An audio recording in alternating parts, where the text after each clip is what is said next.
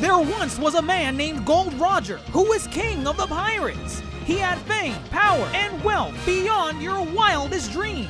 Before they hung him from the gallows, these were the final words he said. Our perspective is yours for the taking, but you'll have to join us first. We left everything we debated at the Yonkō Table. Ever since, pirates from all over the world set sail for the Grand Line, searching for the Yonkō Table, the table that will make their dreams come true. Yo, everyone. We are back for another episode of the Yonkō Table. I'm your Yonko host, DrJaceAttorney, and we are finally here 6 weeks in at the grand finale of season 1, just one, of Loki. And we're going to get into why this is only about season 1. But before we dive deep into this grand finale of Loki, I, of course, have with me my fellow Yonko GrandMasterHoop. Grandmaster, how have you been as always? I'll tell you what, Dr. Jace, we finally reached the point where I'm really good talking about this show. Really good. I feel we've finally reached the point where I'm excited. I'm satisfied, and on top of that, I had a great day. I got a pedicure. My toes look great. Fancy. Wow. How better to cap the day than this podcast today? So I'm happy to be here, Dr. Jace. Thank you. Fantastic. No cheese grater this time? I did get a cheese grater. I did. Oh, okay. Again, my feet are gross. Well, not anymore. But yes, they cheese grated my feet. Yes. That's what we go for pedicures, man. It's their job. It's their job. Yeah, of course. With us, as always, we have next DoctaReeka. DoctaReeka, you caught up. You caught up in 2 days, less than 2 days. I did, because last time I was here, I hadn't watched anything at all. So this morning, I binged it all. So I may have a different perspective on how I felt just watching it in 6 hours or so compared to y'all coming week by week. But I'm excited. This was exciting. I'm happy to see where the MCU is going. And yeah, this is super cool. All excitement. That's right. Next up, Supernova Darce. Darce, my man. I know you're excited for sure. I'm excited to see what the future has in store for the MCU, but I can't wait to dive into Loki as a series as a whole, So right, that is something we have to tackle. How did this series fare on its own rather than what it set up? Because it did set up a lot of cool stuff, but what about itself, just by itself? We have Emmys coming up too, so we got to see if it compares to the others. We do. Next up, Supernova Toasty. Toasty, it's been a while. How you been, man? Yeah, it's been a while. Been busy, but I've been great. Today I had a pretty good day. Didn't really do anything. Then I realized I forgot to do something. So once we're done with this podcast, I'm quickly gonna have to go do something. But apart from that, great day. Are you wearing an Xbox shirt because it's green because of Team Loki, or was it not that creative? I didn't even think about it. It was something I put on the last minute. It fits. There we go. It's perfect. All right. And last but not least, we have Supernova Rose the Crafter. Rose, how'd you feel about this? Well, I came back hungry, but now I wish I was in a timeline where I did not learn that GrandMasterHoop has to cheese grate his feet. So I have mixed feelings about how this show is going to go. But I'm glad to be back, glad to be here. I am representing PlayStation, so my new rival Toasty. What are the odds? What are the odds? It's gonna be that kind of day. But no, I enjoyed the series. I'm ready to dive in. I enjoyed the finale, and I'm ready to dive in and talk more about it. All right. Well, hey, let's go straight into it. Loki, the big question on everyone's mind: did the end of Loki justify the means? Now, I'll be the first one to say I loved episode 6. There were a couple things I had a couple problems with here and there, but overall, compared to everything else we got before, to me at least, this was the best episode we had so far. Aside from that, did it really need us to take 4 to 5-ish episodes to get to something like this. I don't think it needed to. I don't know. What do you guys think? Because I'm thinking this probably should have been a series that was maybe 3 to 4 episodes, with how dragged out the first 3 to 4 episodes were like up until episode 6. I'm just gonna kick it off saying this. I don't think anyone had an idea that we would get a season 2 out of this series. Did not. So with that said, I know we were very critical of this whole entire series about how they dragged a lot of the storylines, a lot of the big questions out. And the fact that we're getting a season 2, looking back, it kind of makes sense that it was kind of dragged out. They're not giving us all the pieces and answering all the questions right away. So with that reveal of season 2 is greenlit, it's coming whenever it may come. I'm looking back at the earlier episodes in a new light, and I'm thinking, you know what?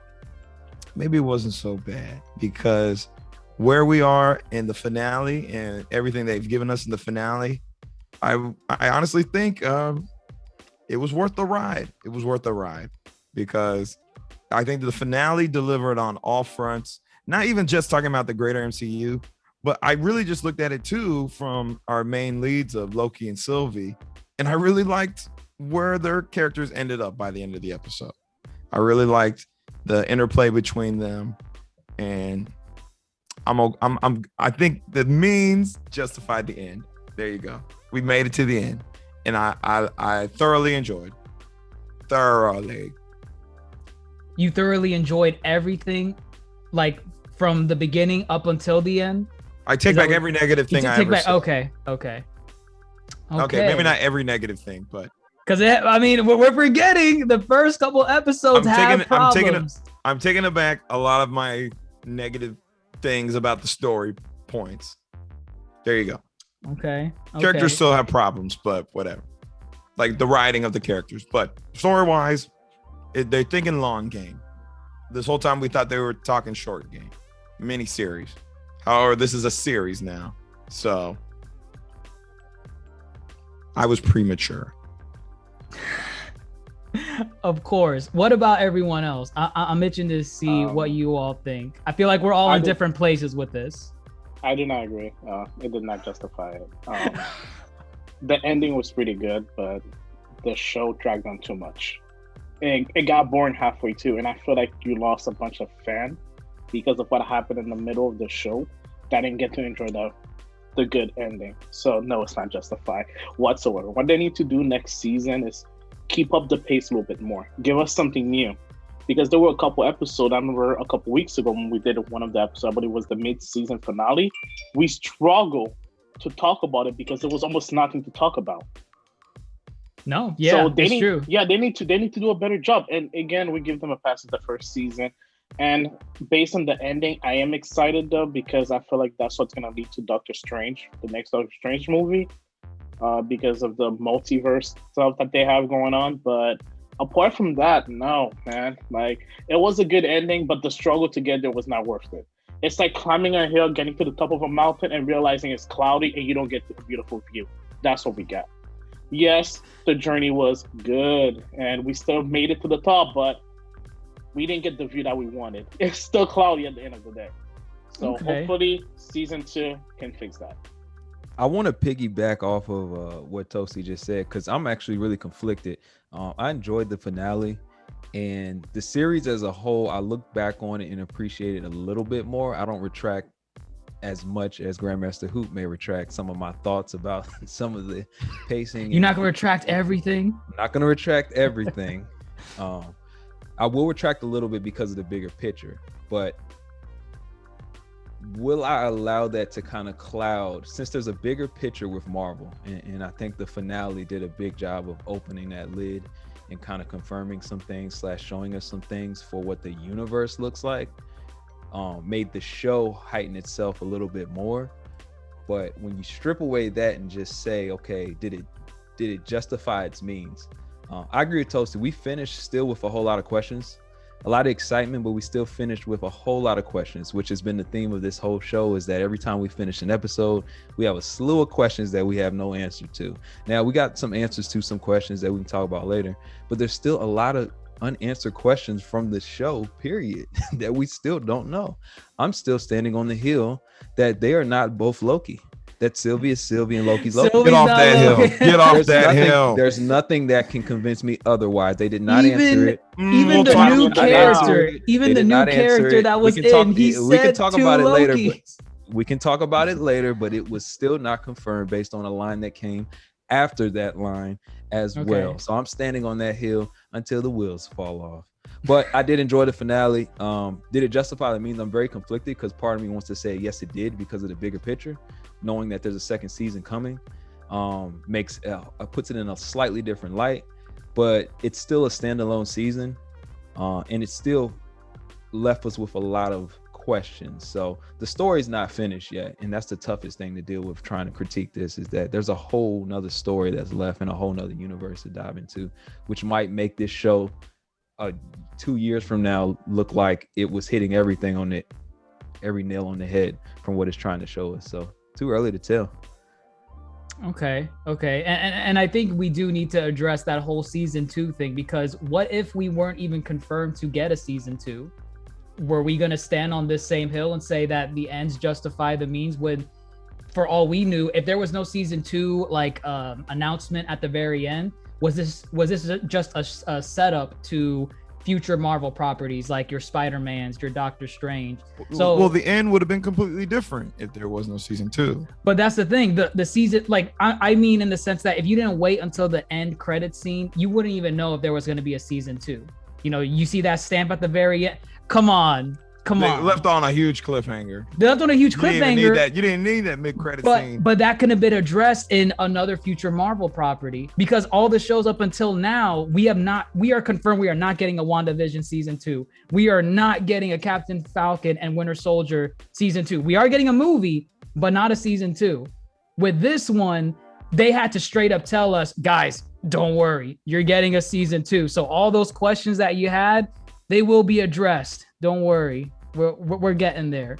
So I feel like that needs to be addressed as well, because I felt like Marvel kind of knew in a way up until this point that the show, the first half, was really slow. And by the time people got to the end, they needed that reassurance that, guys, don't worry, you are getting a season 2. So, I mean, I'm going to be more critical of a season 2 when it comes out.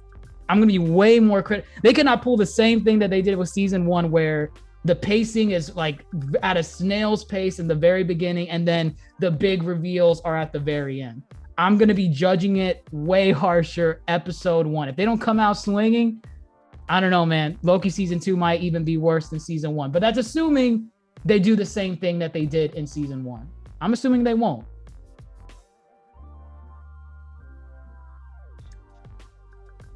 I'm going to go ahead and chime in here. I personally, I don't really know if the ends necessarily justify the means, but that ending was pretty awesome. It does give us an idea of where Marvel's going. It kind of like confirms some of our suspicions as to like the multiverse of madness and all that craziness. But to be honest with you, all of these episodes that kept on like going on, we kept on hyping them up and hyping up theories and stuff based off of like things that we knew, but the episodes themselves, it was kind of hard to kind of like get into and kind of like keep our attention going. And it was building up to something that wasn't necessarily a huge build up, in my opinion, for that show. Maybe for MCU as a whole, but for that show, not so much. And there are a lot of like open-ended questions like, what happened to Renslayer? What happened to like all this other stuff? So like, we can dive into a little bit more of that later. I don't know if I'm going to go back and rewatch all of the episodes of Loki just to kind of get the show, but that's just my opinion. Maybe it'll change after the pod. Yeah, let's hear it. Okay. Real quick, DoctaReeka, I know you had a different experience watching this show than us because we were watching it weekly. So Yes. we were left on cliffhangers and like one episode at a time. We had to just really squeeze the juices out of each one. So You binged it in practically a day. So what was your thoughts on that? Like, did you feel like some episodes were slow or they kind of blended together? What I was gonna say, it's so interesting to hear y'all kind of recount your experiences in watching the show week by week. And I also know that you've been on the podcast discussing it, because my experience was very different. Kind of going into it, I was like, okay, like I've avoided all spoilers possible. So I knew there were like variants, but I didn't even know what that meant. So anything that I'd seen out of context doesn't make sense. So I was basically going in like knowing nothing. And it went by pretty quickly for me. I think everything flowed in a way that made sense. I didn't think the pacing was off, like in binging it. I think it was very exposition heavy, which if you're gonna try to describe timelines and multiverses and just all of this, it feels like that would make sense. Although at times I could agree with like, okay, if I was watching this week by week, maybe I'd be like cooling my hair out, just like get to the point. Right. But watching it in 6 hours, I was like, oh, okay, that makes sense. This is connected to that. Oh, I'm on to the next episode. They just discussed that. So it's very fresh in my mind, like that concept or that point. So I didn't find it tedious watching it. I kind of reflect back on some of our criticisms with Falcon and Winter Soldier, where we felt like everything was rushed in the end. So it's very interesting now that hearing you all experiencing it as being too slow. And I'm wondering what balance we kind of want within our series. And this is not a critique of y'all. It's just like, what do we want from Marvel? Because like, for me personally, I'd rather things be too slow than too fast, because at least I can hang on to and understand what's going on if it's moving too slow, versus me being upset if it goes too fast and isn't really resolved. Now, of course, there's still some unanswered questions, like Rosa Crofter said, that I'm like, okay, where are y'all going with this? But I think binging it maybe gave me a bit of like, I don't know, like an advantage. We'll put quotes around that, right. because it didn't feel tedious watching it. I was like, okay, this is cool, connecting. We get to the end and it's this huge finale that's super exciting. So I had a completely different experience. Right. And no, that was something that we mentioned before too. Like we were saying, you know, is this more of a bingeable show, even like by episode 3 or 4? Because just there were some episodes that kind of dragged on. And I mean, it's interesting that you bring up just how this was more of a slow paced show, but at the same time, you binging it all at once, and that made the show a bit more digestible. So I have a question. Do you think this would have been better as a movie instead of a 6-episode series, or? Definitely a show. A show? Okay. Definitely a show, because I feel like as a movie, I think we kind of talked about it with Black Widow in our Black Widow episode, where we wanted something like that to be a show, because you have all these different elements that need to be explained. With Loki, I do like that it was a show because it's introducing a new element into the MCU, and that's time travel. Well, I guess not really time travel, because we had time travel in Endgame. And time control. They're controlling time control. Time. Right. A new element to time control. Right. So I feel like they needed those episodes to really explain what was going on and how the rules work.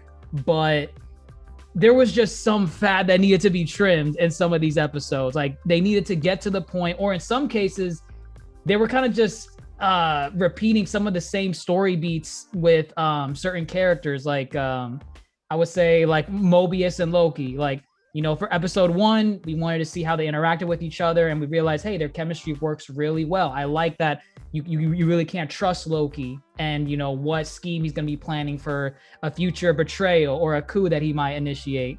But yeah, I do agree that this should have been a show. I like it as a show, but Marvel needs to figure out how they're gonna tackle season 2, because they can't do, for me at least, they can't do the same thing with season 2 as they did with season 1. I don't know. I felt like it should have been a DPOM, a Disney Plus original movie. Oh Disney my God! Plus. Don't say We were under the expectation that it was term? DCOM. Jeez, we were under. That's funny. Oh we Lord. were under the impression that it was only one season, and so I'm sure that impacted how we were critiquing everything from a week by week basis, because we kept saying, okay, when are we going to answer to some of these questions? Because we thought of this as another one-off season to go ahead and plot Loki or set up the cinematic universe of what Marvel has. And so from that perspective, it made sense for us to say this is really, really slow because we're not getting any development that's gonna really contribute, at least we think, to the Marvel universe in a very dynamic way at this point. And so when we're coming off of Falcon and Winter Soldier, which ended so full of too much that it kind of hurt itself by packing everything at the end, we kind of got a little scared about how slow it's going, to the point where the finale, I was thinking in my mind, are they going to try to pack everything? Like, this is the last episode. It's only 40 minutes. It's no big runtime. I'm like, how are they going to wrap this season up? And that was with the thought that there's no season 2 coming. So what are they going to do that's going to be so big and wrap it up? And I kind of had a fear they were going to pack everything.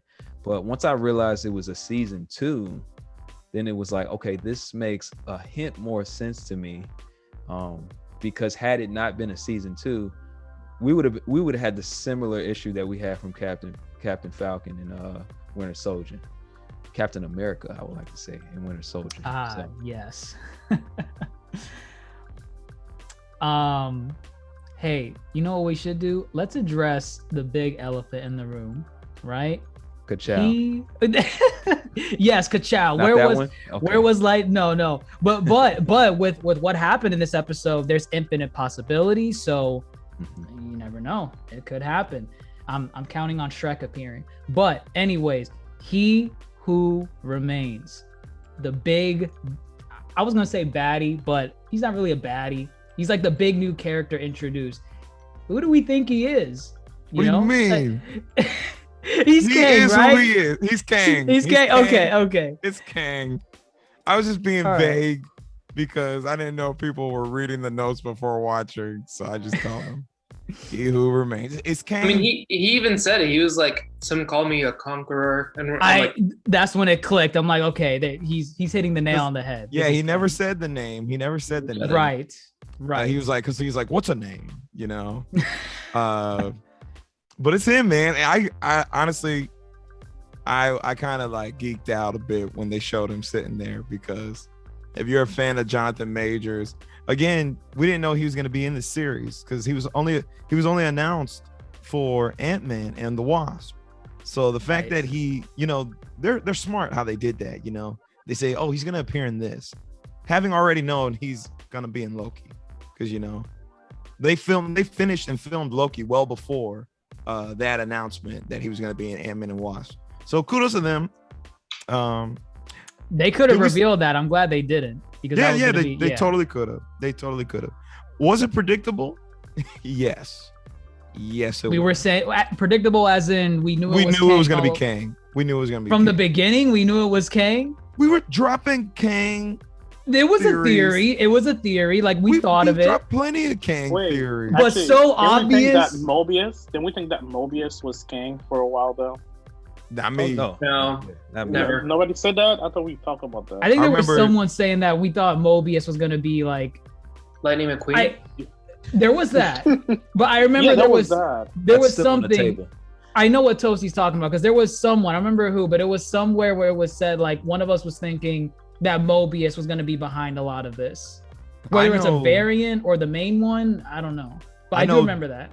Darce alluded to the Lokis being in charge one point, and then Dr. Jace, you alluded to the whole Otzel thing with Jack and Daxter.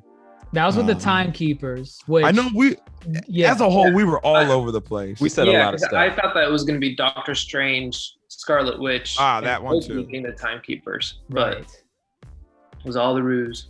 Yeah, I mean, I think we were just in that weird place where we didn't want to believe it was going to be Kang, because that would be easy for Marvel to pull the fake out, which they easily could have done here. I was expecting it. I'm so used to it. Yeah, and I'm glad they didn't though. I'm glad that they went with the predictable route, because it was still as exciting as if not knowing anything about it. So okay. To be honest with you, I thought it was going to be one of those things where it was like a not Dr. Oz, The Wizard of Doctor Oz, Who? where it's like the man behind the curtain. We didn't get to see who the big bad person was at the end until like they step out from behind the curtain. It's like, it's Kang. But it was cool that like we got a whole episode full of Kang, just being there and just talking and his quirkiness. Like I didn't really expect Kang to be like as quirky and eccentric as that variant of Kang is. Well, I think that's the beauty of it, is because he alludes, and here we could go ahead and start talking about everything he talked about. Right. One thing he talked about, was that this all started because the Kangs found each other in their own universes. They found infinite universes and say, why am I not talking to these other Kangs? If I'm so smart, let me go talk to this Kang, see what he knows.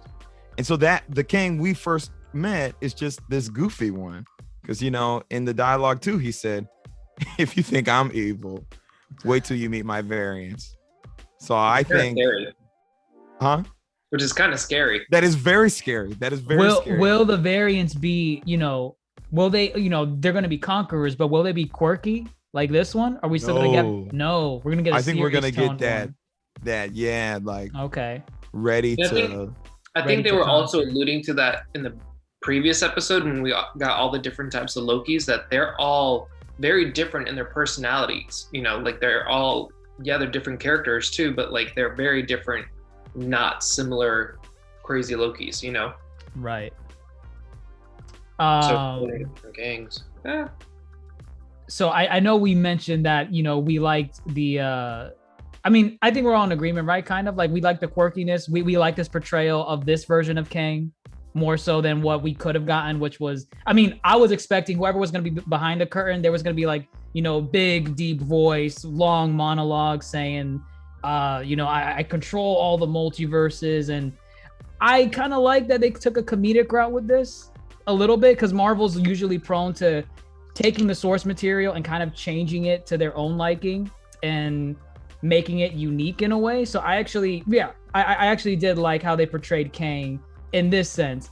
I'm hoping that they kind of keep some elements of this version of Kang into whatever main one that we're going to see in the future, because that's the thing too. Are we going to be dealing with multiple Kangs in the future? Like there's not like one focused baddie of Kang that we're going to be like, okay, that's the Kang we have to worry about because that's the one that is messing up everything.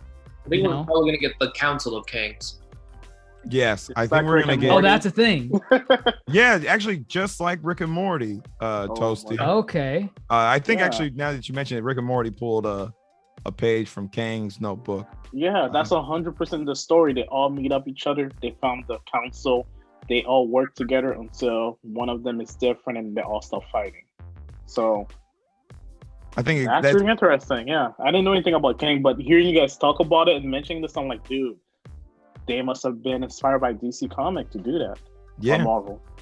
So no, go ahead. Well, I was gonna say he says, wait till you meet my other variants. I think we're gonna see many Kangs, and I think what's really cool is we're gonna see Jonathan Majors play. Look at DoctaReeka.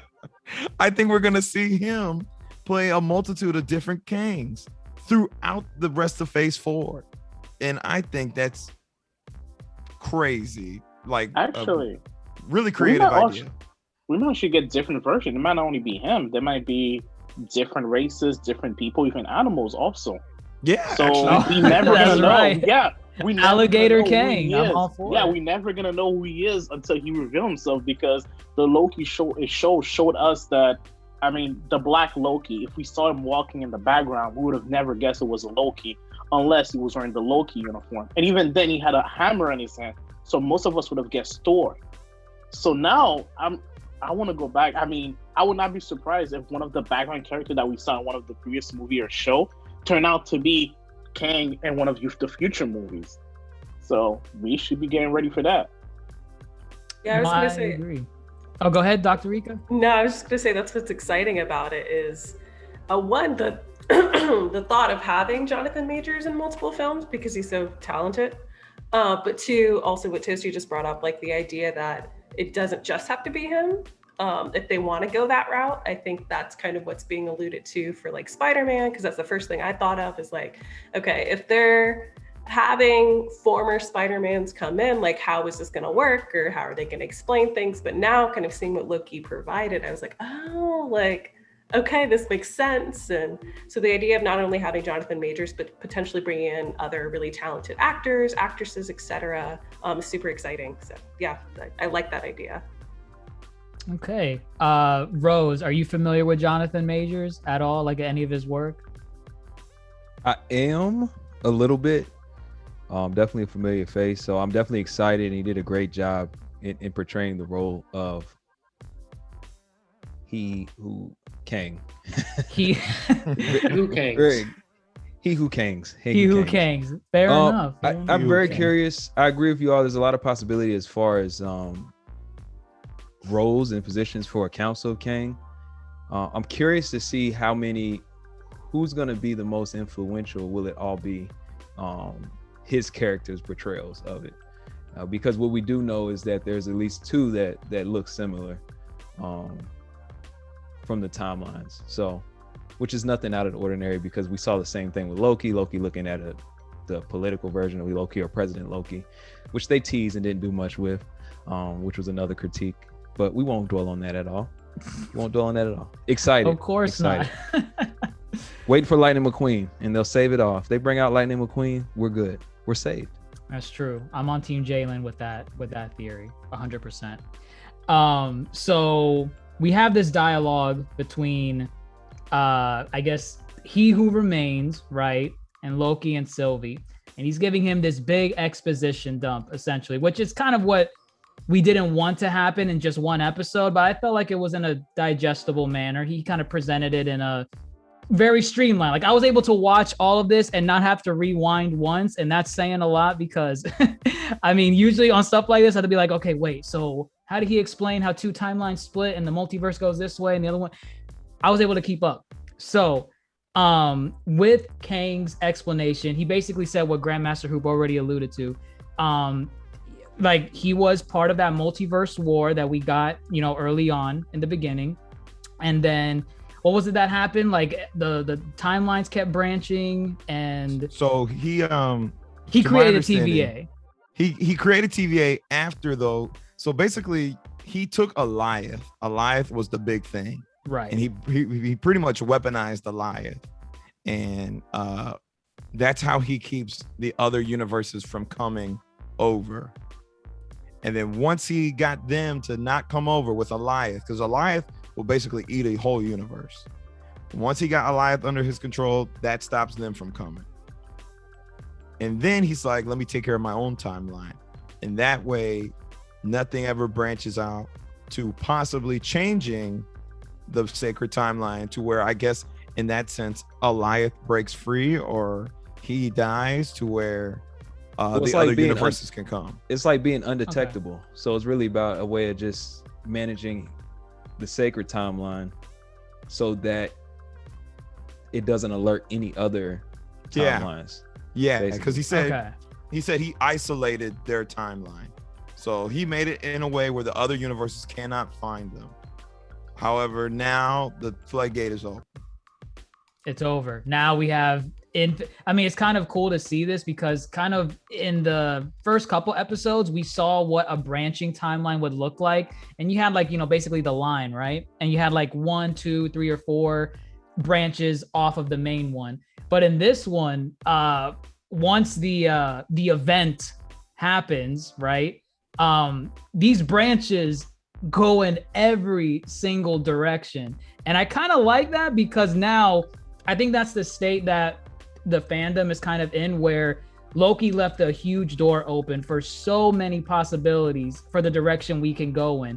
We're talking like the introduction of the mutants, the Fantastic Four, like there's even Marvel's What If series that we're getting in August, right? Like maybe we thought it was just gonna be like a one-off type of thing where it's like, oh, okay, that's cute. What if Spider-Man got the cloak of levitation from Doctor Strange? But it might be tied to this, you know, all those different branches is tied to the what ifs of the what if series because of what happened in Loki.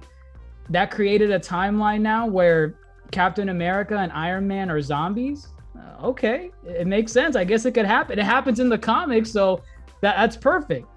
So I think this is cool too because it can also open up the fact that like Daredevil, Iron Fist, Jessica Jones, they can return back to the MCU and not necessarily be the same actors in case there's like, you know, conflict with scheduling or whatever, but they can bring them into the mainstream MCU and say like, hey, look, Spider-Man and Daredevil and Deadpool are all hanging out, you know, like all this crazy stuff because of the split of everything that's kind of branching out. So we might be able to see some of these characters, maybe different actors playing the characters, but we might be able to see some of these characters kind of Two blades pop up here and there. Two. Also, this actually just brought me to a good point. What did you guys think of the Deadpool? Sorry for the sidetrack, but this Deadpool announcement with Korg. I won't call it an I think announcement. they were just having fun with it. But that's definitely confirmation, though, that Right. they're working on it. You know, they're trying to bring timing, though. I did like it. I did like it. Right. The timing is too coincidental now. Yes. Okay. Yeah, for sure. Okay. Let's see. What about the conversation once Kang gave this exposition dump, right? We then get the conversation of the ultimatum that Kang presents to Sylvie and Loki. He gives them option 1, which is you basically take my place and you run the TVA. You're going to be the ones in charge. And then I think he alludes to what he will do. He'll just like, you know, retire, I guess, go to his own timeline, or I don't know. He's going to do something, but basically Loki and Sylvie will be in charge. The other option, which was the worst option, I mean, in my opinion, but the other option was you kill, you know, he who remains, and then that creates a void, and then all the Kangs, all the nasty Kangs that you don't want to see, they come pouring in. I think they presented this in the show because they wanted the fans to discuss what was the correct choice. What do you guys think? I mean, I'm Team Loki all the way. I feel like that's a no-brainer. But I mean, hey, I actually want to hear your thoughts on this. Like everyone's, you know, was Sylvie justified in doing what she did? I have my own thoughts, but I actually want to hear everyone else's before I go in. This has just turned into a classic ethics class. Perfect. So I'm curious to see. Sylvie's good. Sylvie's fine in my book. I mean, she's not fine, but she's fine. Okay. And I'll just keep it simple. She was she's like a puppet her whole life. You know, these outside higher powers are running everything in her life. She never had any answers in her life. So of course she feels jaded. She's gone through all this anguish and whatnot. And she's tired of it. So she sees an opportunity to end all this suffering she's been through, and any suffering anyone else has been through. She takes the chance. She says F everybody else, and that's where the problem is, when she said F everybody else. But like, why? Like, why? I just don't like psychologically. I don't understand what. Like, it's like what movie was it that they said like, well, it's like a dog chasing the fire truck. Like he's gonna chase it, but then once he gets it, then what? You know, talking about the Joker. The Joker. I think I'm talking about the Joker. Yeah. He's like, I wouldn't know what to do with it. Right. So, and I feel like that's kind of what Sylvie was doing, is that she was like trying to like meet with the timekeepers, and then now that she met with the timekeeper, and that she killed the timekeeper, now what? You know, like what is the next step? What is the big plan? You know. Well, I'll say this, and I'll let someone else take it from here. Sylvie, and as much as people like to debate Rose, she's a Loki at heart, because the typical Lokis make the selfish choice, and she made the selfish choice at the end of the day. Was it selfish? Yes, it was, because like he said, you know, F everyone else. F everybody else. Who cares about all these Kangs? You know, she tried to vie away from being a Loki her whole life, and look what she did. the ultimate decision, she's a Loki. But free will is being taken away. So which one is it? This is a classic, maybe Kant, I don't remember which one, of philosophy of doing the greater good, or the trolley problem, where do you move a train to save one and kill a group of people, or do you move a train to not kill a group of people and kill one person? It's kind of having those similar beats. So it's tough. It's a tough ethic and moral dilemma, because I don't know where I would stand, because I lean more towards Loki because he's more selfless in it, but a little bit of fearful. Sylvie, the only reason why it makes it tough for Sylvie is, like you said, she's kind of selfish in what she's trying to accomplish, because this has been something she's been trying to go for. But if it's from, and we got to see a little bit of that from Mobius' conversation as well, if it's about free will and taking people's free will away, which is basically what Sylvie was doing, was helping people who were struggling with free will, basically with what the TVA is taking away, versus Loki, you know, he doesn't want to control people, but at the same time, he doesn't want madness to wipe out like the universes. Essentially. So it's just like, what are you gonna do? What are you gonna do? You gonna save the universe? Or you gonna enslave the universe? Like, what are you gonna do? And that was the big pull of that section of the episode. So I really don't know which way to lean. Part of me wants to say free will, because it's, I mean, what's a life living if you have to live it enslaved, right? Or live it lied to. But I don't know. It's a lot of universes that might get wiped out. So I don't know. Maybe there's another way. Yeah, I think for me, I felt like the decision tied more into like the characters overall, as far as where we did or did not see growth. And so because I binged it, the very first episode, if I'm not mistaken, there was this whole conversation about like Loki's intentions and this idea that his enslavement of people was his warped idea of like liberation. And we harken back to this in this episode with this decision where he potentially wanted to take over this mantle, but not because of just his own personal reasoning behind it, but because like, okay, this is the only option to help the most people, versus like his initial belief was like, okay, if I take over, it's not only like me attempting to liberate these people, but also I have this mantle, you know, I have this title. And for him at the very end of the series is no longer about the title, which showed this like progression of growth, at least in my perspective. And I think versus Sylvie, like we thought we saw this growth, but ultimately her choice, there wasn't. Like, because she still went along with what was expected in her whole entire plan.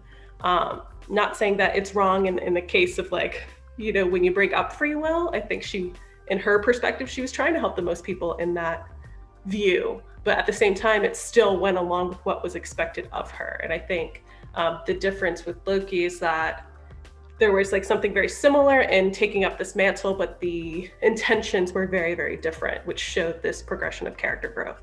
So I thought that's what was interesting about the choices presented to them, and then ultimately what they were kind of doing and chewing on with that. I definitely agree. Okay.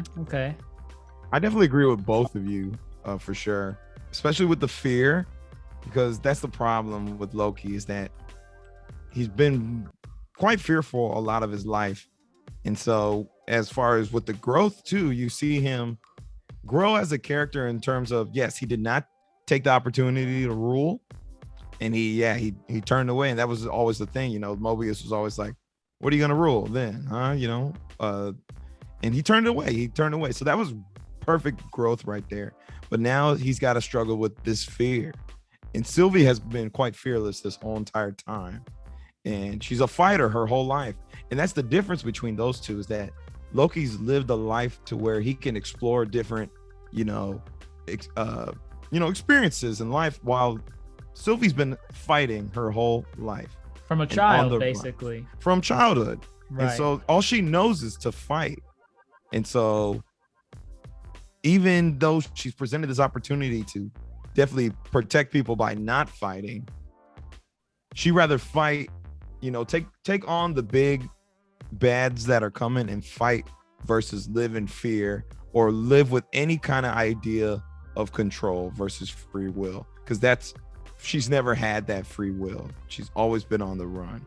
So it's definitely very it's very gray. It's very gray. I agree with what you did, though. Sylvie is justified. With Loki, we have to remember he actually had somewhat of a life, like you mentioned. He got to sadly see his dad and mom died, so he had some kind of emotional connection that showed that he has a weakness. When he first got to the TVA, he actually saw his life on that computer screen stuff that showed everything until he got killed by Thanos. So there's something with Loki where he had interaction with other people. Sylvie mentioned in this episode, I believe, that she was older than Loki. And that's saying something. So she has been running away for millennials already by herself. And all she knows is that she's running away because a group of people have decided that she must die. She's not. But we still don't know why, by the way. We still don't know why. Question. They just. Oh my God! We still don't know why, and we don't even know when we're gonna know, if we're gonna know in the next season or in a movie that's coming out between the first season and the second season, because we might not even see Loki for another year or two, if not more, assuming that he doesn't show up in any of the movies. But with her, she's been running for a while, so for her, she viewed, hey, this is the leader of the person that's been controlling me my whole life. I have no way out. At the end of the day, I would say that she's almost like an abuse victim. She was in a position of weakness her entire life, and the minute that she saw that she was in a position of power where she can stop the abuse, she took it regardless of the consequences. And it's at the end of the day, I somewhat admire that, because she said, I don't care. Y'all have been decided what I must do since I was a kid. I left everything behind, but now I get to decide to end this.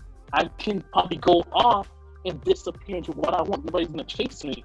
And at the end of the day, I believe that if anybody was abused to that point, they would have done anything to stop it. And she did what she needed to be done by killing this man. Okay. Hopefully it works out for her, but I doubt it.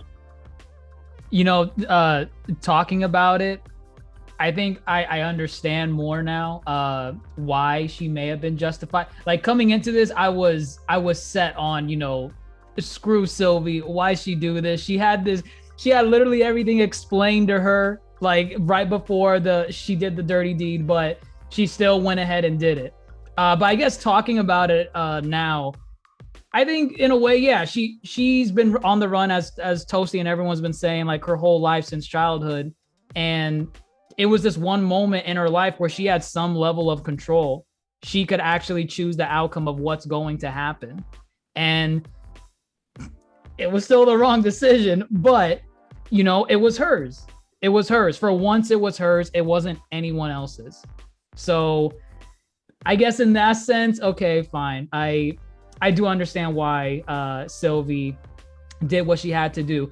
Did we like the fight scene between Loki and Sylvie? You know, they had a little bit of a tassel, you know, with their sword, knife, daggers. I don't know what you want to call them. There was some magic in there, but I'm like, you two are Lokis. Like, I wanted to see more. I don't know. What is Loki's power? Because, like, he was doing some sort of telekinesis or, you know, moving of Sylvie and like picking up daggers and stuff.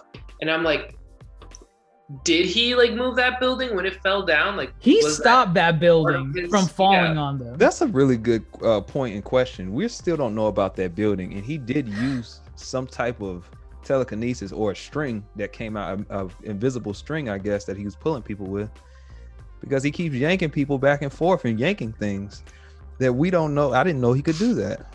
Could have been really useful a couple years ago, right? But you know, you learn as you grow. I think sorcery has a lot of gray area too. He's a sorcerer. It's magic. He uses magic. So I think, and the word this Loki likes to use is conjure. He conjures knives. He conjures invisible strings, I guess. That's why I'm going to leave it at. I'm not going to try to, there's no other way I can explain it. He conjures, she enchants. There you have it. Well, based on... He enchants too now, huh? I was going to say, let's see. Magical abilities include astral projection, shape-shifting, hypnosis, molecular rearrangement, energy blast, levitating, conjuring, cryokinesis, telekinesis, and teleportation. Well, there you go. Cryokinesis makes sense. Considering, yeah. Well, yeah, see, that's so wide. That's so That's such a giant range, you know. I mean, based on that, like, did you want more out of a 1v? Like, I wasn't expecting a 1v1 fight in this episode. I don't know if we needed it, but we got it. So because we have it already, do you think they should have done more with it? I thought it was fine. Thought it was I get fine? the emotion. It's I get the close. emotion. Yeah, it's close combat too. So Yeah. you know, I understand not having so much sorcery in it. Yeah, at this point, do they want to waste energy conjuring stuff that one wants to go for the kill, the other wants to just talk for a second, talk about it? So it's just a close, like, quick reaction combat. So I was fine with it. Okay. So we have this fight scene, and of course, Loki's the first one to kind of put down his arms and try to calm the situation down, and he gives that line right to Sylvie, saying, you know, he was stuttering it. He couldn't get it out, but he closed it with, "I just want you to be okay." That's all he wants. And then we get a kiss scene. I don't know, did some of you cringe at that because it's two Lokis kissing? I don't know. It has to be the most narcissistic thing to be expected. But then again, Loki is narcissistic. He has to love himself more than anybody else, so it makes sense. If it's his That's character. the logic. If it's his character, Okay. but it's such a narcissistic thing, man. Come on. Also, if Sylvie is a Loki, that's if Sylvie is a Loki. She's a Loki. That's Y'all know right. what hill I'm on. Y'all know what hill I'm on. She was very deceptive. So right after that kiss, she said, "I'm not you," and that's all I got left to go off of. There's nothing There's nothing saying that she is confirmed to be a Loki. She was just saying she's not the same Actually, Loki type what of. what was that thing you were saying earlier, Rose, where you were saying after He Who Remains was addressing them two as two Lokis? You said he said something afterwards. No, he didn't say anything other than the fact that he was just having a good time and didn't know what was going to come next once they crossed that threshold. I'm going off the line that she said after that. It's very possible that Kang could have been wrong. It's possible. Okay. I mean, he kind of been. was wrong in this episode. I still don't understand why two Lokis together would cause that big of a branch. Listen, we talk about this all the time. I won't bring it up again. Oh, That's one of my selling points. How did it cause that branch? And they're still together at this moment, and it doesn't seem like too much wildness is going on when they're together at this point. So it's still on. I'm still on that hill. I'm gonna say this because now that Darce, you mentioned why, right? You're talking about the Nexus event. Why is it called the Nexus? Okay, all right. I know. I figured it out. Wait, Real what caused the love? Like, the love why scene? why does their love cause a Nexus? Okay. And I'll tell you why. Not even touch, just their love, just knowing that they love Yes. each other. Correct. And I'll tell you why. This is why. One, first of all, I didn't find that kiss that cringy. I definitely cringe way more watching Jaime and Cersei Lannister. So that's you know, that's how I define cringeworthy kisses. Okay. All right. They are Nexus event because that's what Kang did. You mean to tell me an infinite amount of Kangs, there couldn't be a female Kang that fell in love with another Kang? This is what Kang was talking about. When you get variants together, they taught each other things. Loki learned how to enchant from Sylvie. This is what this Kang was talking about. Kangs got together and shared their technology, causing a Nexus event, in their case, a multiverse war. This is why you can't have variants together. It's not necessarily that they are in love. It is the fact that they're two variants learning from each other. And Actually, I'm on to something. Here you go again, sounding like an old geezer. But Aren't variants? This is why variants here can't is stay a together. plot twist to that. What if the Nexus event wasn't necessarily that they were learning from each other, but that they had to survive in order to meet Kang?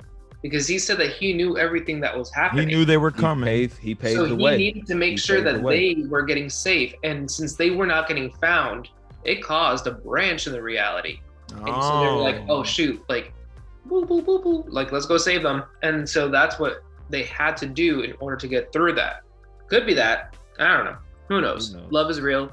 Maybe. Who knows? I was gonna say, I guess in response to the kiss, I didn't find it cringeworthy. I also didn't find it narcissistic, because I think the purpose of the relationship, if she is Loki, and that's kind of what I'm going off of with like the next statement, is like, all of this is about Loki as a character and like him growing outside of what we saw happen in the movies. Because this is 2012 Loki who's having to like speed track his own character growth. And part of that is like what was discussed at the very beginning was he has no self-love, which is why there's so much fear and so much like lack of self-validation, is that he doesn't believe in himself and he doesn't believe what others believe of him if that belief is positive. Like he only believes the negative parts of himself. So I think him falling in love and having this relationship with another version of himself is like this self-acceptance. And I'm wondering if part of what caused some of that nexus is like, this is a Loki who loves and is doing something for the benefit of like others, not just of himself, despite her being him, which is a whole other kind of thing. But like, I think it's like what veers off the timeline is a Loki who has the self-belief, who is engaging in relationships for the purpose of like selflessness and being self-full, not because of some ulterior motive beyond. So I didn't see it as more narcissism, but more of like, okay, I see myself and I can accept that and I can love that and I can care for that and I can want it to be okay after all these years of like self-loathing and not feeling a part of my family and feeling like there's something wrong with me. And so having to overcompensate by wanting to create fear in others because that's what I see in myself. So he's engaged in all this projection of negativity and fear and loathing. And we see that look completely different by the end of the series. So it's my little theory. You must love yourself to love others. That's true. Yeah, you should That's love true. yourself before you love others. I don't think they're mutually exclusive. I think you can. That's a whole nother thing, though. But I think you can. Okay. Oh yeah. That's yeah. That's I do a think whole, you- yeah. I do think you put it beautifully though. It was nice. I Yes, think it you makes a did. lot of sense. Yes. Do we think Tom delivered with his sad moment? You know, once Sylvie pushes him through with the temp pad, and we get that one moment where the camera's zooming in on Tom, and he's kind of, you know, I mean, he's full of emotions. You know, he finally pretty much opened himself up to Sylvie. And this is a character like that we were saying, this is 2012 Loki at the end of the day. And that's how we started off with him in episode 1. And here we are now. So, I mean, I personally like that little moment that we got with Loki, like right there, right after he got pushed out, camera zooming in, very emotional. I mean, I was close to tears, but I didn't cry. Wasn't worth that. But I thought it was good enough. Because now he's back in the TVA, right? So that's a whole nother discussion too. What is going on with the TVA? But there is one person that we haven't talked about up until now, and that's with Mobius and Renslayer. You know, we kind of got more, I guess, more dynamic between the two and like trying to balance out, okay, you know, Mobius, he's kind of hurt that Renslayer threw away all those years of friendship, or the infinite years of friendship that they had with each other. And Renslayer kind of sees it from her perspective as, no, it wasn't I that did that. It was you. You know, you two Lokis appear and you just throw it all away and you're asking all these silly questions. Like, what's the deal with that, man? And I guess from that perspective, I'm like, okay, she does have a point. You know, she kind of wants the status quo to be in place. And here comes Mobius, you know, hoping to meet his Lightning McQueen other half. And he's thinking all these variants exist and the timekeepers aren't real. And she kind of had to put him in his place. Like, what did you guys think with Renslayer and Mobius? Like, did we, like, I know we left off with, you know, Renslayer still running around, but like, what about their relationship with each other? You know, like, what did you guys think? Did we get a conclusion with that? Is there still more that we want to uncover? Oh, plenty, because Plenty. we don't know anything about the relationship. We have no idea. Nothing. What have they shown other than they keep saying, oh, we've been friends a long time? Eons. Especially Eons. So you think that it's more show don't tell? Well, now that they have a season 2, I guarantee we're gonna get some background to their friendship, relationship, whatever, because Renslayer is apparently from 2018. Was she kicking? That's a very odd year to pick too. It's a very random year. It's a very random year. Right. So I'm literally Googling right now what happened in Ohio in 2018 to see if there was like any sort of connection. But I got nothing. I mean, and what caused her to be picked specifically? You know, like, is there what like caused any of them to be picked right? Like specifically? Mobius, Renslayer, like, do they meet a certain criteria before they get brought onto the TVA? And then what about Renslayer specifically? What stood out from her character that put her in charge, basically in charge of it? You know, there's the, you know, Kang up at top and the timekeepers, but like, what put her in the position that she was in compared to everyone else? I wonder if she's like the great grandmother of his love interest. Oh, I was about to say, I was like, oh. If you were going to say him, I was like, wait, because technically in the comics, they're together. Right. Wait, of whose love interest? Renslayer and Kang are lovers. Oh, that's right. That's right. We did mention that Yes. before. Right. Yes. So maybe Okay. that is why. I mean, maybe he just fell in love with her, and in the fixing of the sacred timeline, he found her. And again, this man's been living. I mean, he's from the 31st century, but I guess they never explain why he doesn't age or why any of them don't age. I guess because they're not in time. They're not in time. Yeah, it's separated. Outside of time. Okay. So then he just picked her because he fell in love. Like, what's that? That's not Beauty and the Beast, but you know, Tarzan. No, it's not Tarzan. But he just picked her because he fell in love with her, and that's why she's in such a high position of power. You know, she feels like in the episode she was all like, you know, I want to know who the timekeeper is. I want to know the truth, and then she starts referring them to he. She kind of has this like devotion, this unwarranted devotion. Oh, not unwarranted, but like there's a devotion that she just doesn't really understand, and part of the devotion is figuring out what is going on, and she's very much still believing in what the TVA does, which is crazy at this point. So that's how warped her mind is. Unless she knows a lot more than other people know.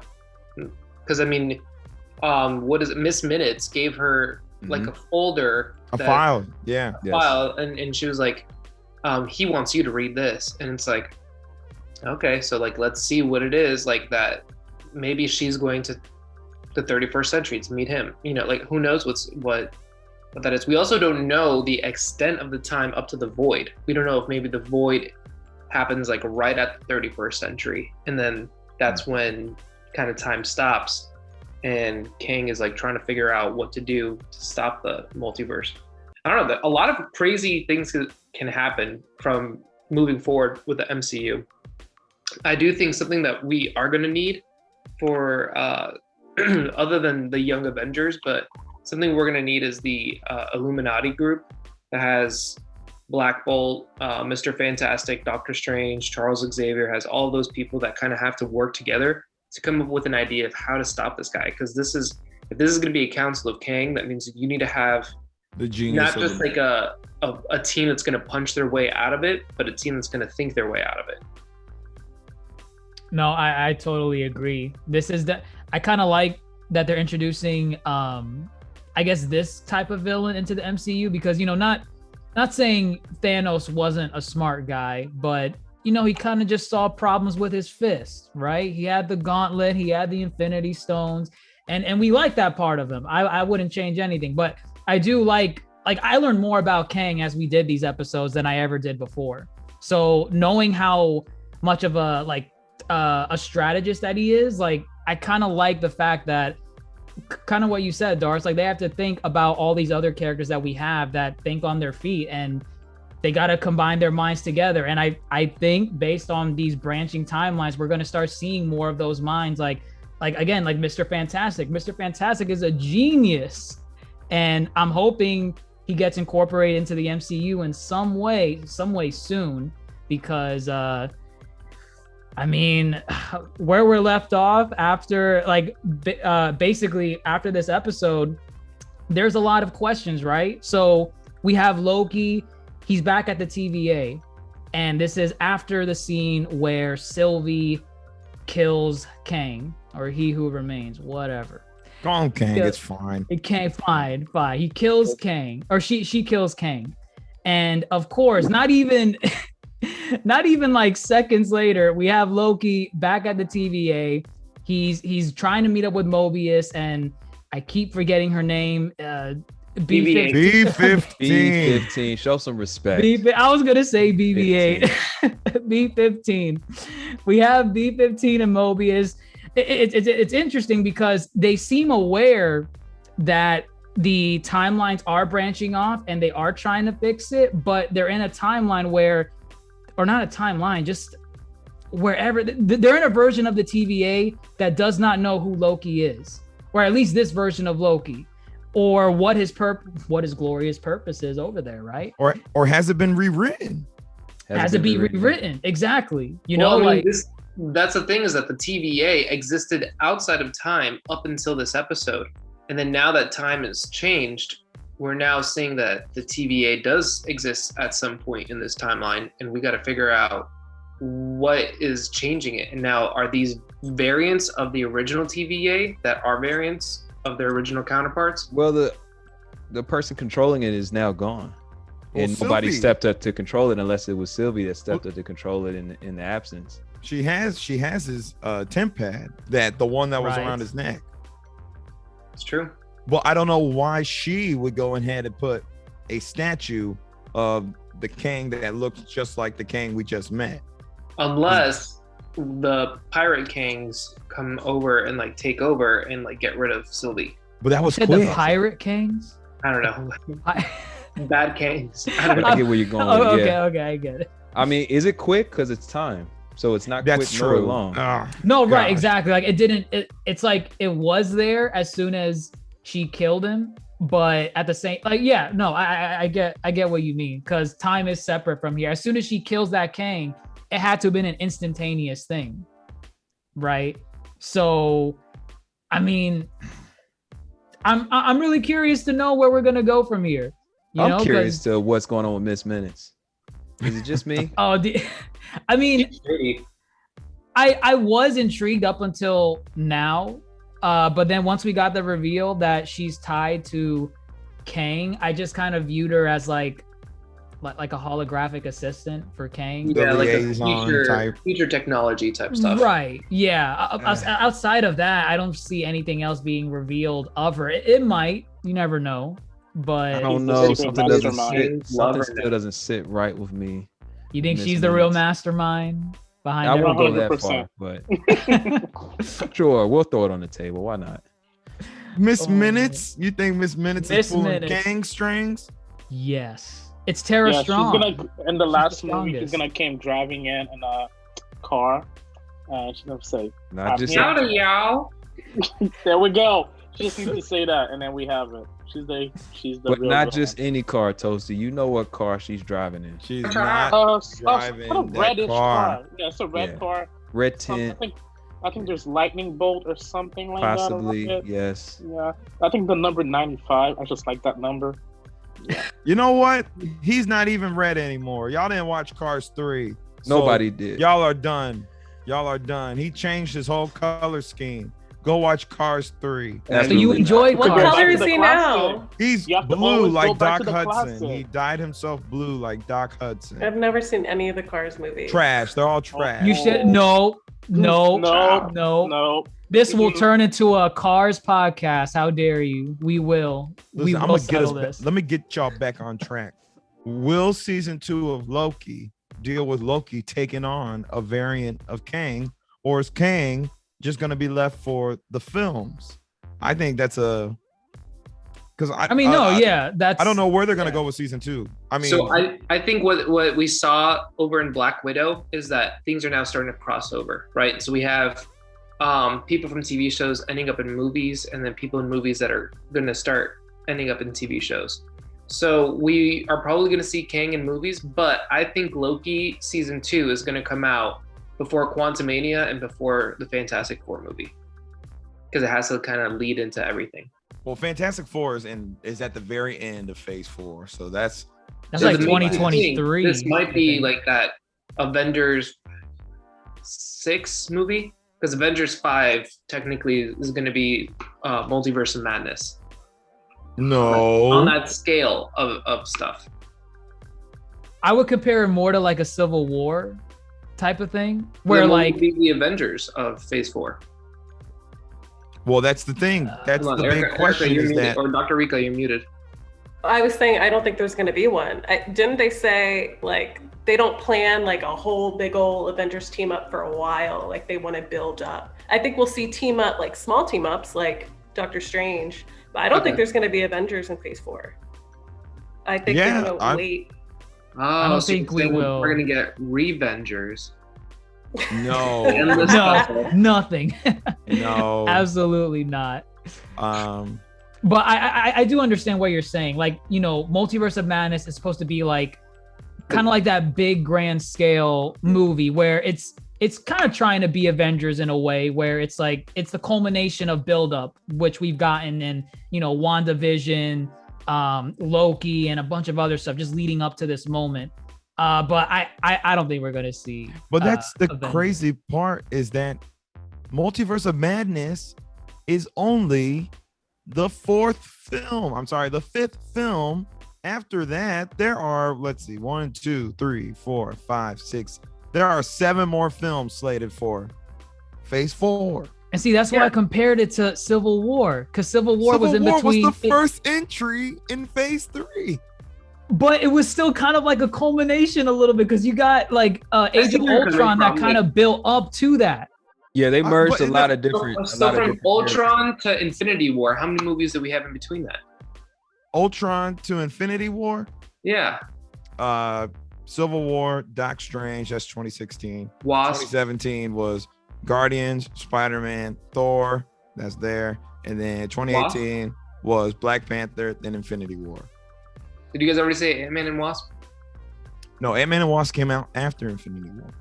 Oh, okay. Remember? Yeah. Yep. Ant-Man's supposed to be that, we're so sad. Oh, yeah, Here's yeah. Ant-Man to lighten the day. Yeah. So that, what was that? 7 movies you said? I think it was 7. DoctaReeka was keeping count. 7? 7. Okay. 7. But you hadn't had shows like they're doing now that overlap into That's we have true. shows now. into the cinematic universe so much. So it's really no telling what These shows where they matter. go. And there's a lot of characters being introduced in this next phase. Like you got the characters you know, but geez, a lot of characters are being brought to the forefront and introduced. So every movie is introducing like at least 2 new characters, give or take. Like big characters too. And they have a ton of shows slated as well. So yeah, they do. They have so many shows. Yeah. They do. So I don't think the focus is like an Avengers movie. It's like, let us build the next generation before we get to that point. Right. I think we'll definitely see the team ups, but like the title Avengers, I don't think we're going to see for a while. And I'm sorry, I misspoke. I didn't really necessarily mean an Avengers movie. I meant like that tier of like, oh my land, so this is going to be the big blockbuster that's going to like we're building up to it. But see, right? Why, we say this, but really, isn't Ant-Man and the Wasp going to be that film? Quantumania? Kang the Conqueror is slated as the villain of that film. Well, maybe Quantumania will be Infinity War and Fantastic Four will be Endgame type, like in that scale of like big movies. That's a big scale saying it's Endgame type. Am I frozen? No, you're good. Did I freeze? No, you're good. Yeah, you're good. Okay. You're solid. No, I was gonna say like maybe Quantumania is like Infinity War and Fantastic Four is kind of like the end game, but just like in the scale of how big those movies are. That's a huge scale. I would lean more Civil War than Endgame. Okay. Endgame was such a big build-up. Yeah, Endgame was huge. That's a 10-year build-up. It's a 10-year build-up. To be fair, Marvel's moving a lot quicker now than they did. They are moving right. quick. And I feel like they have to in a way too, because movies, TV shows, got to inject that new blood, because we're getting all these new characters. I'll say this. I think at the end of Phase 4, they're going to be like, we need the Avengers back. And I think that's going to be a big thing to tackle in Phase 5 because You know, he may be Captain America, but I don't think our boy is ready to take on that leadership just yet. You know, Wait, who? Sam, Oh, Captain America. Captain Falcon. correct. I was just You know? testing you, man. Just making sure you're on the same page. I don't think he's Of ready for course. that. You think he's ready for that? 100% no. I mean, we kind of had a season with him already that built up to that character. With I would, Bucky, he led Bucky. yeah. One And he person. led a U.S. double agent. He's not ready. He's ready. He He's can not do ready. it. He's definitely not He ready, just dude. learned how to Like, throw the shield. He's You not think he's- ready. He's Toasty, you called said he's Captain ready? America. he He is hasn't called fought Captain a real America. villain yet. Let's just go with that. He Yeah, hasn't fought a real bad guy. The people he's been fighting are like bottom tier villain. Yeah, Right. they trucked the Leaper. I mean, Like, I come will on. say this: he is not a super soldier. If he gets punched by Thanos, he might be dead. Or maybe not. Can you You say imagine? that about Black Widow Maybe too. not. Black Widow Widow didn't survived get- Okay, a but long Black time. Widow. Don't- Black don't Widow drop is it a long super time. soldier. She is Oh, not Black no. a Widow super didn't get soldier. punched by Thanos. But she could have. She got punched by a lot of things. Yeah, she fell In off the 4 air, stories particularly. and landed on her feet. Yeah. Yeah, but she didn't get punched by this big purple fist. Well, you Her know what? sister Maybe slammed her head through a wall. she was bit by a cat. None She of got, those. her head got slammed through a wall. Can I None of- pivot none The of- wall us? cracked. Can I Pivot us. Please. Pivot us away. Because I have a question. So we've spent a lot of time kind of discussing, you know, how this could interact with the future. But what are some things that you would like to see? You know, we have Shang coming up. We have the Eternals coming up. Spider-Man. So how do you think all of what's happened here is going to interact with those? I think Spider-Man's and Doctor Strange are like the most direct lines, but I don't know what we have coming up. What excites you? What would you like to see? I don't know. Definitely Loki and Spider-Man now because of the multiverse thing. It will make sense. Loki, Spider-Man, Doctor Strange. I feel like those three are a combo together.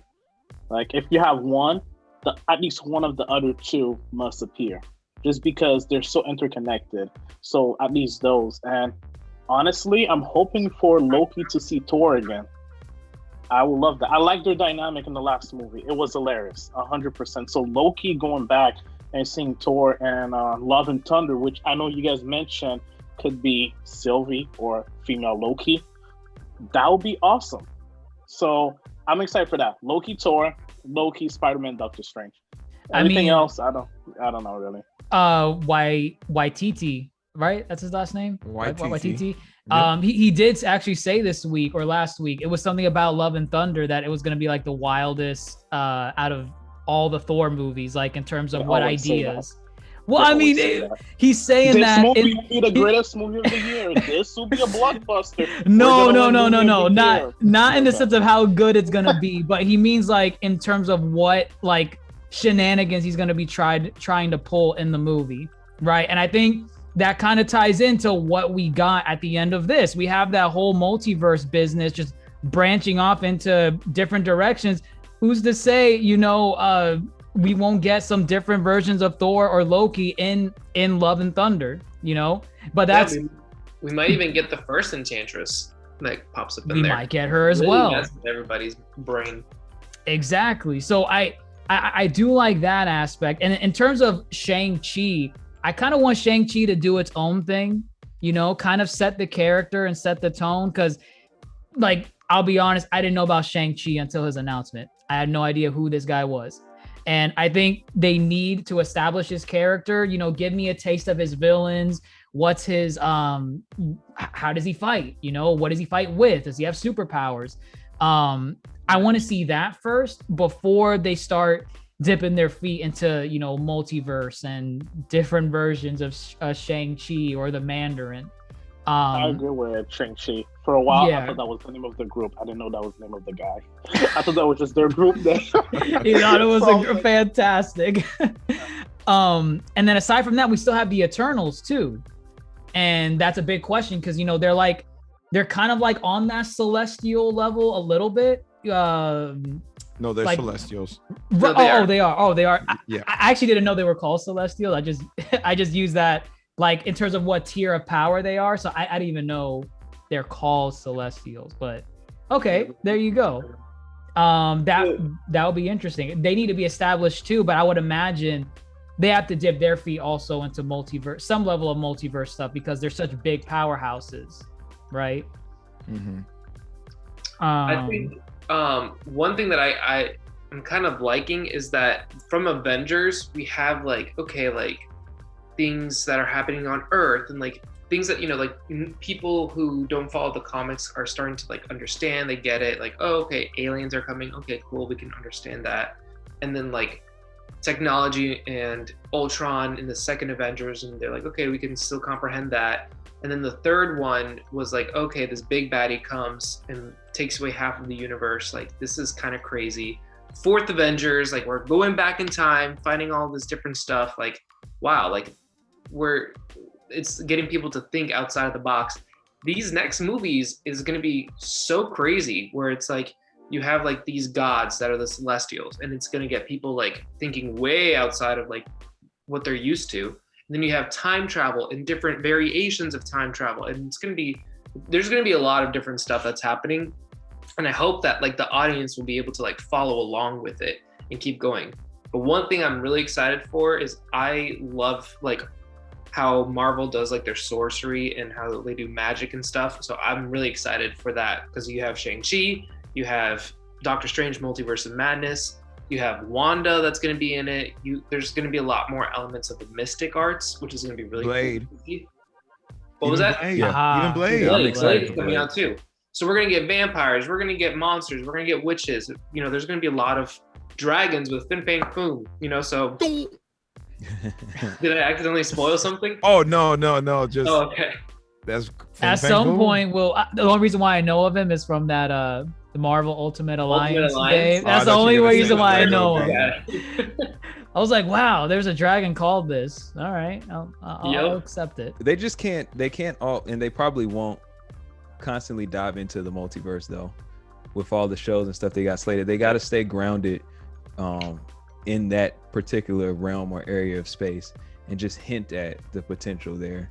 Because for example, when I think of some of the lineups that are here, just looking at it, I'm looking at it real quick. And even Blade, for example, you want to explore the dark world of Blade. Like that's a chance for them to get into the dark side, the dark world.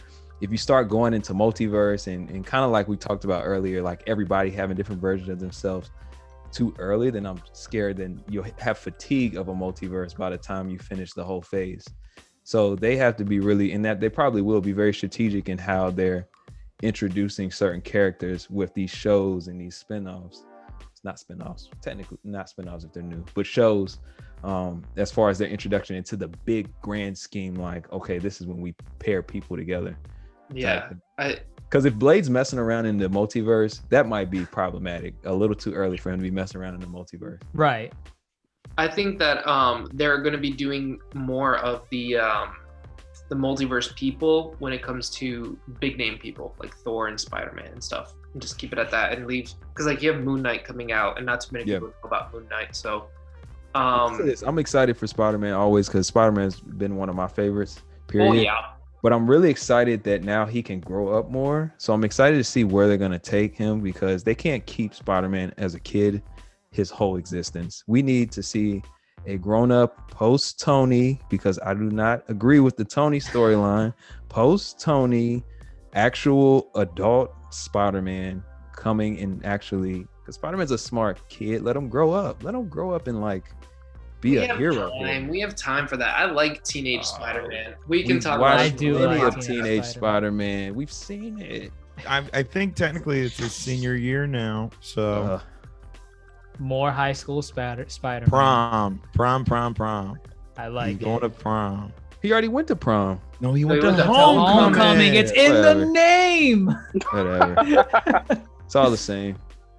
Tomato. Fair enough. So I think we're all excited, easy to say, about multiverse and where Loki is leading into, because I mean, we're getting a season 2.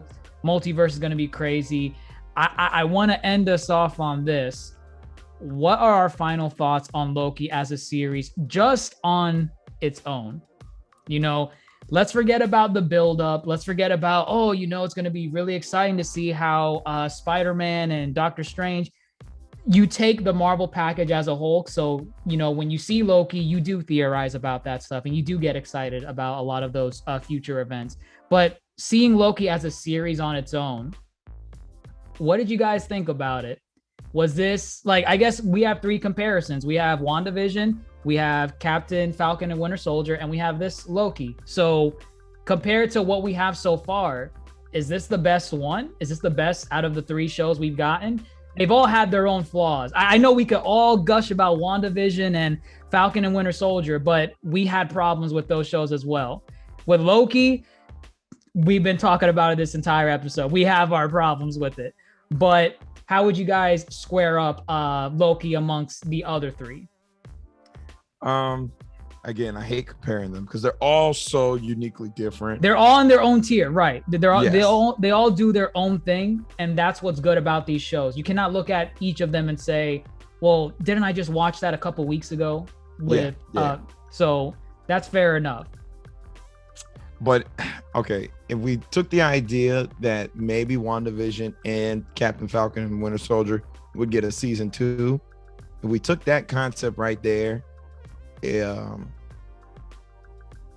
okay, I don't know where I was going with this. However, I definitely have Loki lower than those 2. Okay, and the gap is quite significant. However, if you want to talk about individual episodes, this episode was probably it's definitely a better finale, I think, maybe than no, I take that back.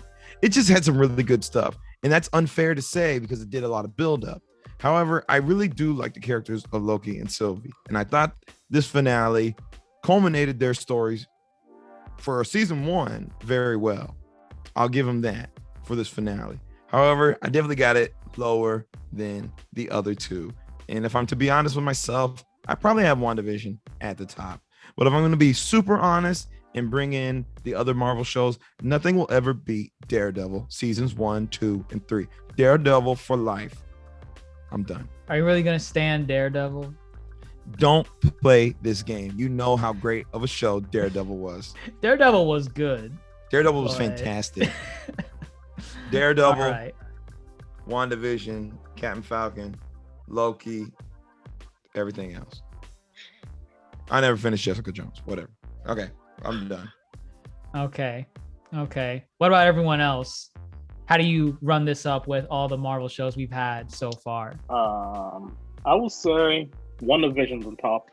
Just because Scarlet Witch, or whatever her name is, in the previous movie, in my opinion, she was just a background character. She was kind of useless. She was Quicksilver's sister. Quicksilver died. That was her story.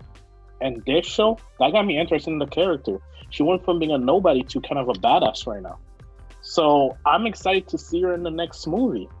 And that's why I like WandaVision so much more. And the first 3 episodes were slow, but by the end of the show, we got an idea of what her power were like. We're like, oh, we can expect this as minimum from her. And we know we can expect so much more because she's going to grow when she learns how to control her power more. The Winter Falcon, Winter Soldier, Winter Falcon. The Winter Soldier, man, yes. The Winter Falcon. Let's just go with that. Copyrighted. But for that one, it started off good, then fell off. And that was the mistake it had. And for me, I have to say it was a little bit better than Loki, just because Loki was such a pain at the beginning that the end did not justify it. The Winter Falcon, a couple of the episodes, I can say half of the show I was excited, the other half I was bored. Loki, I felt like it was less than 50-50. It was like there were a couple good moments in the show, but overall the episodes were not amazing at all. So WandaVision, Winter Falcon, Loki. And of course, there's Luke Cage on top. That's way better than Daredevil or whatever other show you guys are watching. Are you going to stand Luke Cage over? Yes, my dude. We've been playing Halo 5, so I recognize the icon. Like, I got to stand this man. So, Luke Cage. All right. Luke Cage at the top. Absolutely not, but to each their own. It's okay. I mean, you're entitled to your incorrect opinion, so to move on. He got you. Which one got 3 seasons? Wow. Wow. That's what I'm saying. Quality over quantity. All the way true. through.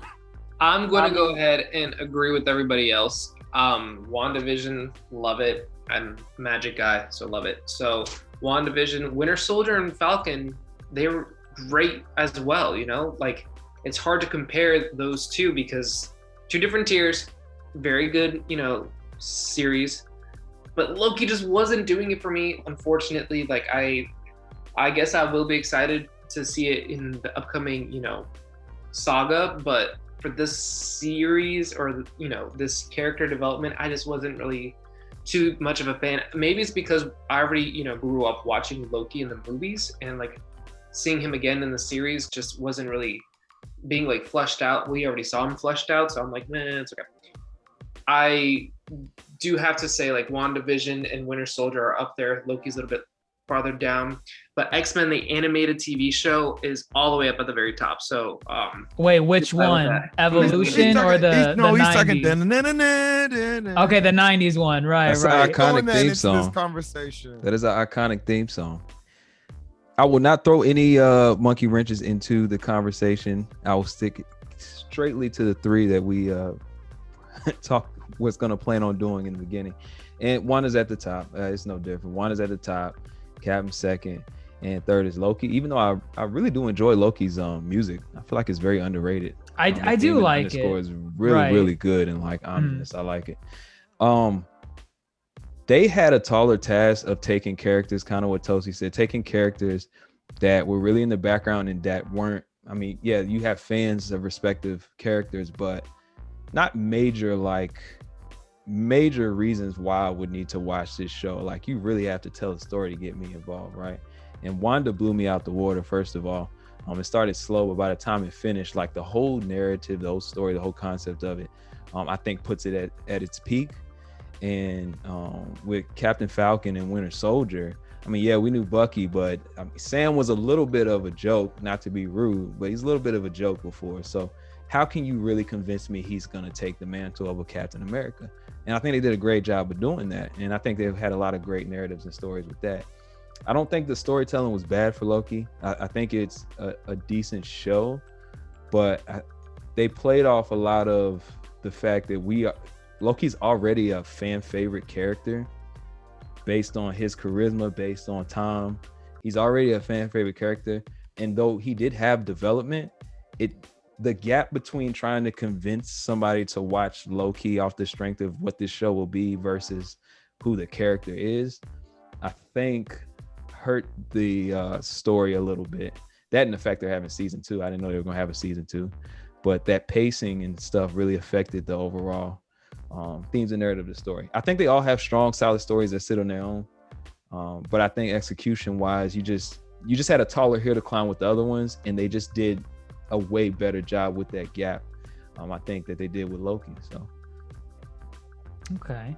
And I mean, in a way you could say it was a blank slate too, because those were new characters. Well, I guess not new characters, but like we didn't really get time for them to cook in the oven, basically, in their movies. These were shows devoted to these characters.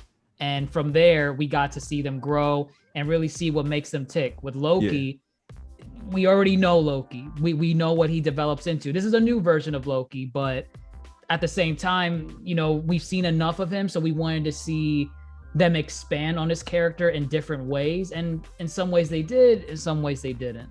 So we've seen growth from Loki throughout the Right. cinematic universe too. Right. So that, I mean, it just goes like with Wanda, you kind of got mad at her because she was so powerful, but you kind of got mad at her a little bit by Endgame.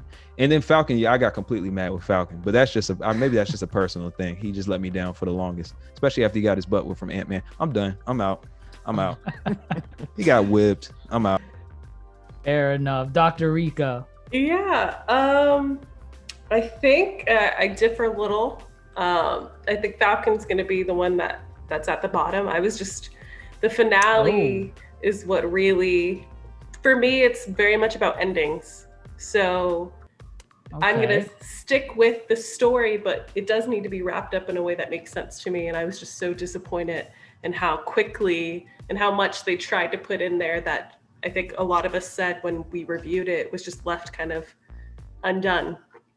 It was like too quickly anyway, undercooked is Right. I think what I was trying to come up with the metaphor. Anyway, so that one's actually at the bottom for me. And For WandaVision and Loki, there are things I like in both of them. I think what y'all have already brought up, it's hard to kind of compare because there are different stories. I did really appreciate with WandaVision that you are taking a character who had traditionally been on the sidelines and kind of making her a fully realized person in this universe with her own powers and her own journey in a unique way. And then with Loki, taking a bit of a side path in terms of trying to get to a new type of growth compared to what we've already seen. So trying to make something different out of what's familiar. And I liked kind of what both of them did with that. So I think I need to sit with it a little longer as far as like what I would put above which one's above the other one. But I liked what both of them were doing. And by the end, I'm liking kind of what they're giving me compared to how Falcon Winter Soldier ended. And then I'm gonna just shout out Jessica Jones season 1 because it's great. Okay. I actually really liked Punisher season 1 too. Just throwing that out there. Punisher season 1 was really good. Yeah, it was good seasons. And also, Agents of S.H.I.E.L.D. is very underrated. Like people didn't stick with it, but it was good. It just, it was basically in its own little pocket of Marvel, but it was actually very good. So I enjoyed the second season the best. Yes. I'm gonna throw it out there. I go to other people's opinions on Agents of S.H.I.E.L.D. I'm personally never gonna watch it, but I do like hearing what people think about it, how during its run and whether or not it was good. But I hear good things. I hear good things about Agents of S.H.I.E.L.D. So, all right. That wraps up Loki season 1. We're finally at the end of our glorious purpose until season 2. So with another glorious purpose. We'll never see it realized because for all we know, it'll be a season 3 and then a 4 and then a 5. It'll never end. But anyways, let us know all of your thoughts in the replies or the comments or wherever you see like a little dialogue box to type in, whatever. Let us know your thoughts down below. Was this conclusion to Loki satisfying for you? Did the ends justify the means, or did the means justify the ends? Let us know, because we all have differing thoughts on this, and I think we all come from really valid points. We all had our issues, and season 2 needs to come out swinging. That's my take on it. Season 2 needs to come in strong, but hey, if this is what was necessary for season 1, fine, I'm all for it. So let us know your thoughts down below. If you enjoyed the episode, please be sure to like, subscribe, and share with your friends and family. We would greatly appreciate it. And don't forget to also follow us on all our social media pages on Facebook, Twitter, and Instagram at YonkoTable and at the YonkoTable. Be sure to type in both, but you should come up at YonkoTable either way. But with that said, I'm your host, DrJaceAttorney, GrandMasterHoop, Supernovas Darce, DoctaReeka, Rose the Crafter, and Toasty signing off. Take care, everyone.